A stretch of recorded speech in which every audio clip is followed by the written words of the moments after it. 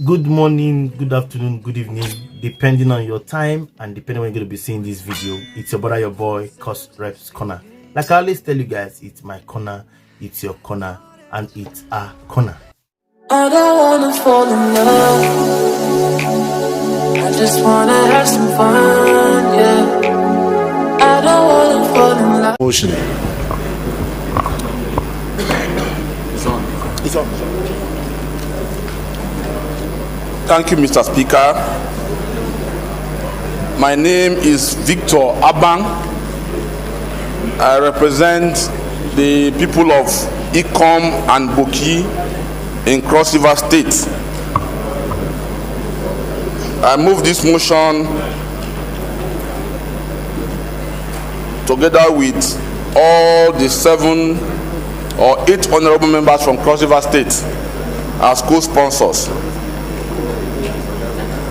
The House notes that on October 10, 2002, the International Court of Justice ruled that the proprietorship of the Bakassi Peninsula belongs to Cameroon due to an agreement between the governments of Nigeria and Cameroon during the Civil War.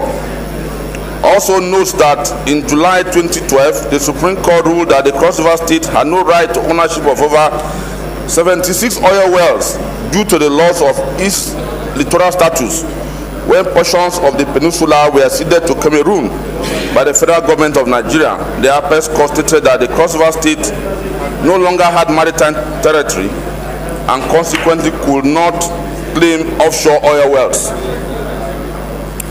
Further notes that the ICJ ruling decides the retracing of the Cameroon-Nigeria international boundary line from the Lake Chad region, Yola, to the Atlantic Ocean, Bakassi.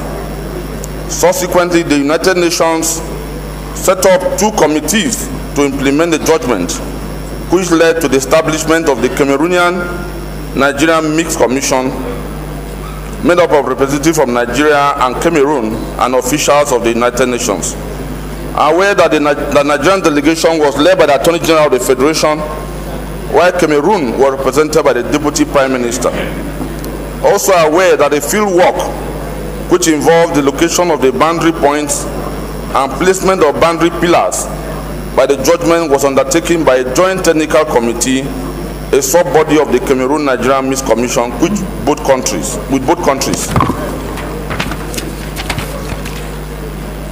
Representative on the JTT, while technical expertise is supplied by a foreign contractor and paid by the CNMC.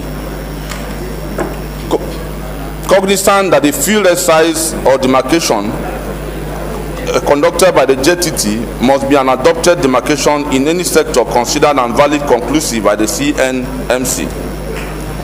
Also cognizant that according to the Anglo-German agreement of the Cameroon-Nigerian boundary of 12th April 1913, a total of 14 boundary pillars from the Lake Chad region, that is in Yola, Adamawa State, to Agbokom in a Tung local government of Cross River State, planted by the Anglo-German, has serial numbers written on the pillars. 6 of the boundary pillars fall within the Danare community in Boki local government of Cross River State. The international boundary includes pillar 109 to pillar 113A. Further notes that the Anglo-German treaty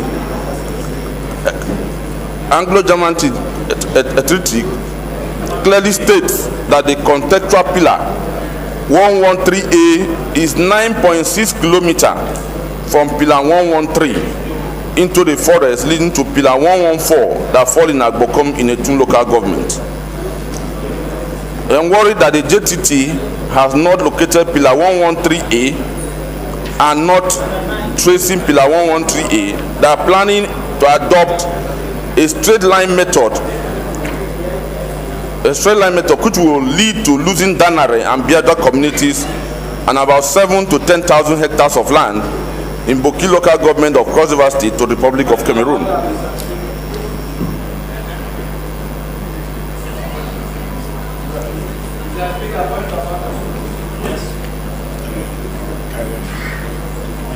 Also notes that the ICJ judgment adopted the Anglo-German boundary of 1913 as a boundary between the two countries.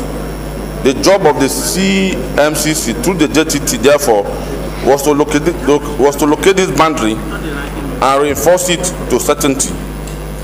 Under the principles of federalism, natural justice, and equity, the federal government has the responsibility to protect the territorial integrity of all federating units and not unilaterally cede, sell, mortgage, or allocate any part of federating unit to another country without the consent of this House.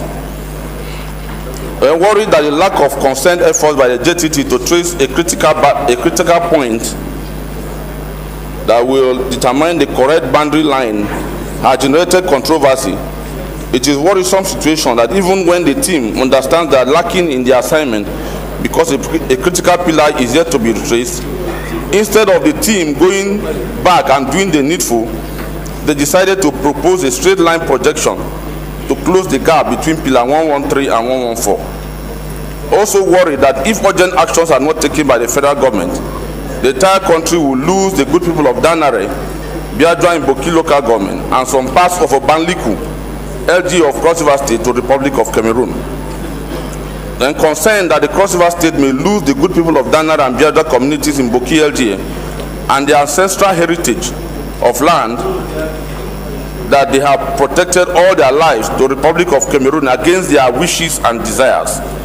Also concerned that the Pincing Pillar 113A may have been deliberately removed by the Cameroonian government in their plot to take over the land and the people of Danare and Biadra communities. That if a country like Nigeria keeps losing her people, lands, and natural and mineral resources to her neighboring countries, one day we may not have a place called Nigeria. Resolved to 1. Urge the Cameroon-Nigerian Mixed Commission to respect the Anglo-German Agreement of 1913 as adopted by the International Court of Justice by tracing and maintaining the original location of Pillar 113A in the forest.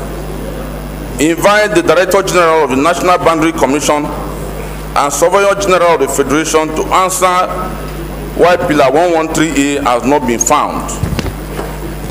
Set up an ad hoc committee to investigate and assess the case of potential land encroachment by the Cameroonian government and consult with legal experts, land surveyors, and other relevant professionals to ensure a thorough understanding of the technical aspect involved in resolving this encroachment. I so move. Thank you, Mr. Speaker. The pillar in question would have been inserted if not for the fact that the community has been of resistance to the people that were sent to install the pillars. They came there with soldiers to intimidate the communities, but our people came all out. Old men and women came out to resist them. So if urgent action is not taken, we may lose this territory to Cameroon in such a way that we lost Bakassi in a very painful way. So I urge my colleagues to support this motion so that we can preserve this territory in Nigeria. Thank you very much.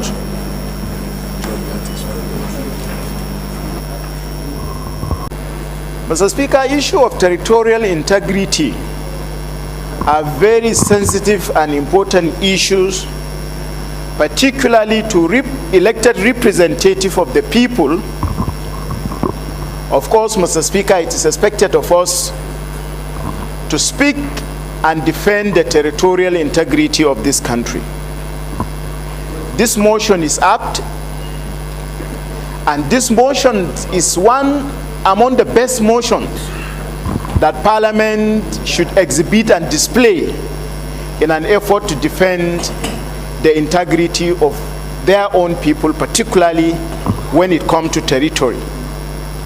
Mr. Speaker, the issue of Cameroon and Nigeria has been debated in the four angles of the world to an extent that I was almost emotional when the mover of the motion made reference to how we lost Bakassi.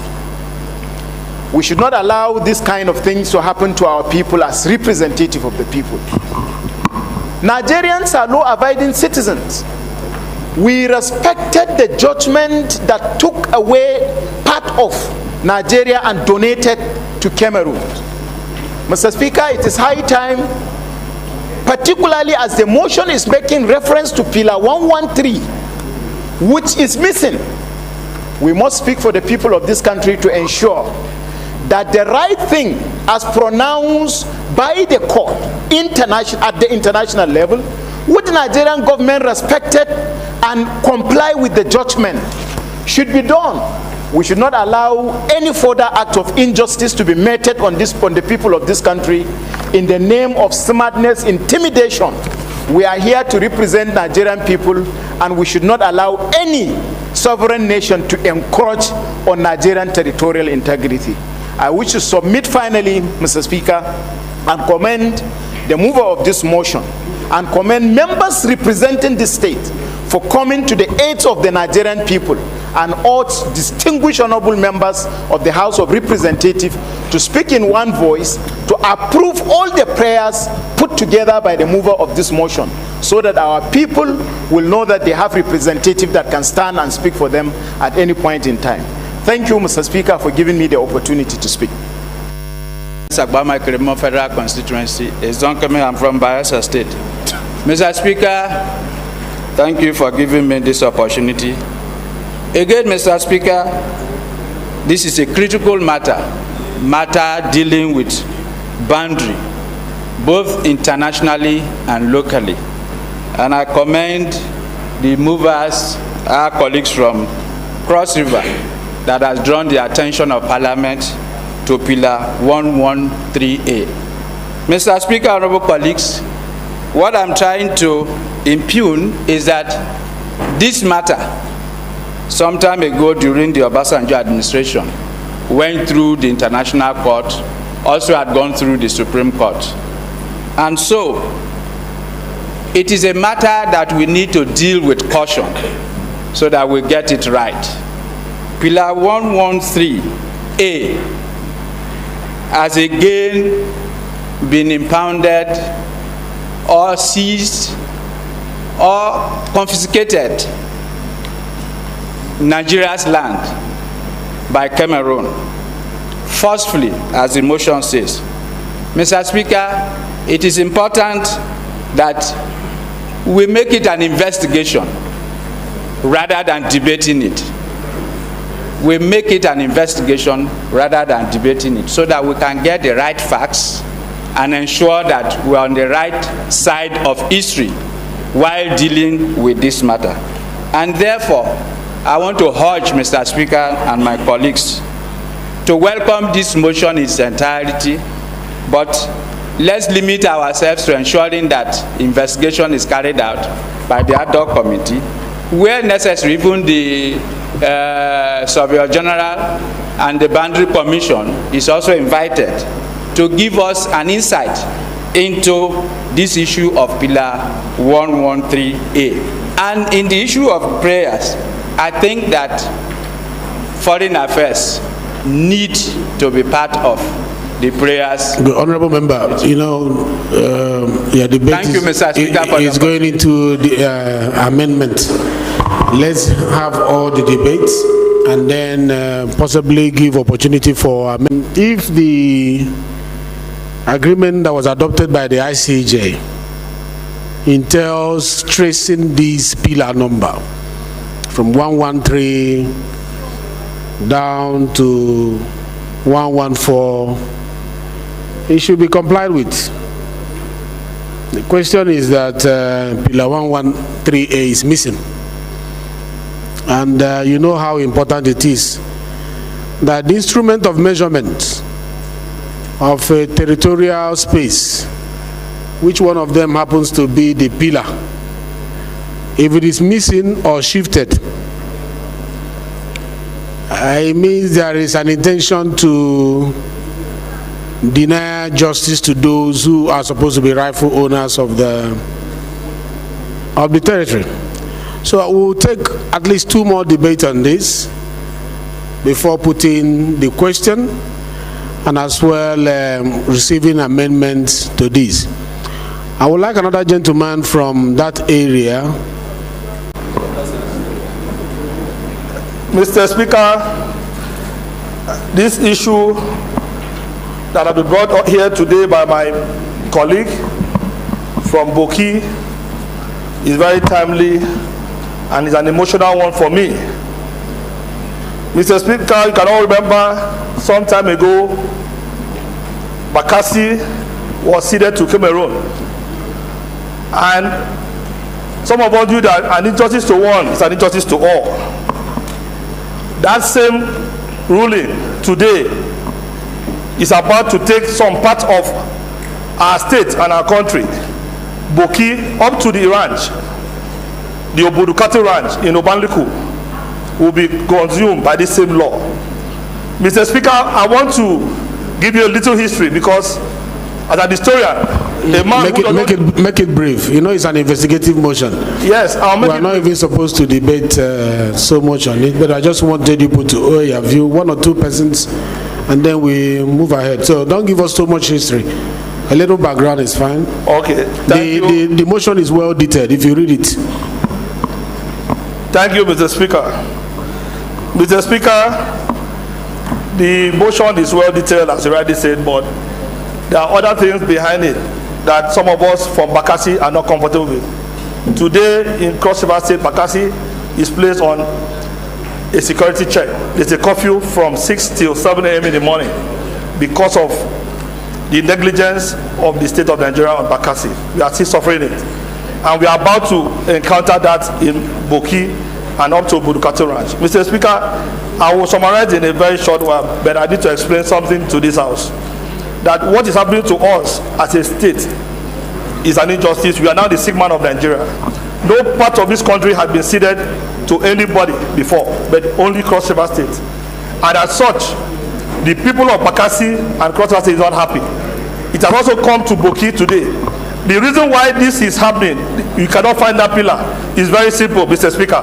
It's because Cross River State has 50% of the reserve forest of Nigeria situated in Cross River State and most part in Boki local government. They took Bakassi Peninsula, the highest oil deposit in the entire country, and nobody said a word. Today, Cross River State is not an oil-producing state. We don't have any oil. The Supreme Court gave a judgment that we don't have access to the sea, but we have the Nigerian Navy based in Calabar, but we don't have one oil well in Cross River State. And now Boki local government are the one preserving the forest. We have virgin forest in Cross River State. 50% of the Nigerian forest reserve is in Cross River and Boki. The Cameroon government has come again to take that part of our reserve and even going to our treasure Obudukati Ranch. This same law is moving forward. I pray that one day it will not take these chambers because it's coming very close to all of us. Mr. Speaker, I will rest my case in this manner, but I pray that Nigeria state should rise because an evil to one is an evil to all. Thank you. Please, I want to give opportunity to those who are upstairs because they are our own honorable members. Here, this is a very important and critical issue of national importance. To my dismay, is only presented today for deliberation in this floor of the House. Secondly, Mr. Speaker, there is nothing wrong in giving out opportunity for members to make their contribution to this motion. But I don't want us to overdo it in such a way that it will kill the purpose of the motion. This is very sensitive motion that tries to draw the attention of Nigeria not to be complacent any longer. We lost Bakassi because of Nigeria's complacency. Nigeria is big, is the giant of Africa. But remember, Roman Empire used to be the greatest empire in the world. It was not destroyed by the Romans themselves. It was not destroyed by outside invaders, but it was destroyed by the complacency of the Romans. If care is not taken, We kept quiet when Bakassi was taken on a platter of gold. Today, you are talking of a reasonable number of oil wells that we are about to lose. This is not even an agreement, but a resolution, a judgment of International Court of Justice as far back as 1913. But still Nigeria is playing with it. Sir, I suggest that we should suspend deliberation on this thing and immediately establish a strong ad hoc committee that can face the bull by its horns and address this issue once and for all in order to protect the territorial integrity of Nigeria. This is my position. Thank you so much. Let's minimize. For us is a very touching issue. I had the privilege of chairing the House Committee on Human Rights for 6 years, from 2007 and right into from the 6th to 7th Assembly. And this is one of the issues that came up before us, the issue of Bakassi and Cameroon. Mr. Speaker, I think having said all that we've said, this qualifies as a very basic breach of fundamental human rights of the people of Cross River State and Boki local government area.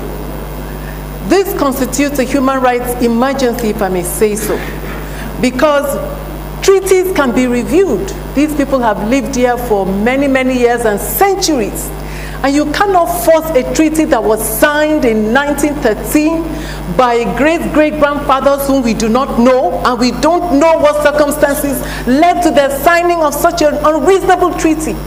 How can you cede such an amount of territory? Were you under the influence? Were they under the influence? Was this under duress? So we have a right. We should take it to the Human Rights Council in Geneva. We have a Human Rights Council. These are issues that will go before any, Human Rights Council to have both parties before it. And I believe that even the international courts will do us justice if we approach it from a human rights angle. Because you cannot force people to take actions against their wishes. It's against the basic principles of human rights. Thank you so much. As an investigative, I want to thank you for your understanding. Our rule is that if it's an investigative motion, we should not debate it and water it down. There's a prayer in that motion that says an ad hoc committee should be set up. And some of the members, like Honorable Jaha, say they're powerful, constituted members, should be part of that committee so that we'll start the investigation.